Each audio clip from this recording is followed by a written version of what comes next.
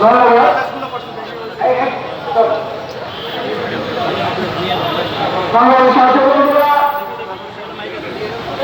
আমরা একটু বন্ধ সহকারে যারা নামাজে গিয়েছেন বা লাঞ্চে গিয়েছেন তারা এসে টাইম বসে করবেন। আর যারা আছেন সকল কেউ দাঁড়াবেন না, সকলে বসে দেন, সকলে বসে দেন।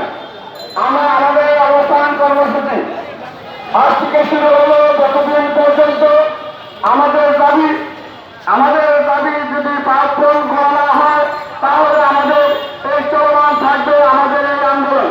সমাবেশ সাথী বন্ধুরা, বক্তব্য রাখার জন্য ধন্যবাদ করছি বাংলাদেশ শিক্ষক সমিতি ঠাকুরগাঁও জেলা শাখার সংগ্রামী সাধারণ সম্পাদক ও সাংগঠনিক সম্পাদক কেন্দ্রীয় কমিটি গোলাপ ফারুক হোসেন। কিছু বলবেন?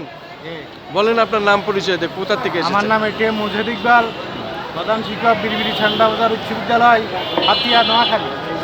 আমাদের দীর্ঘদিনের প্রাণের দাবি বেসরকারি শিক্ষা ব্যবস্থা জাতীয়করণ। সরকার আমাদের এই বেসরকারি শিক্ষা প্রতিষ্ঠানকে বেসরকারি নাম দিয়ে আমাদের উপর বৈষম্য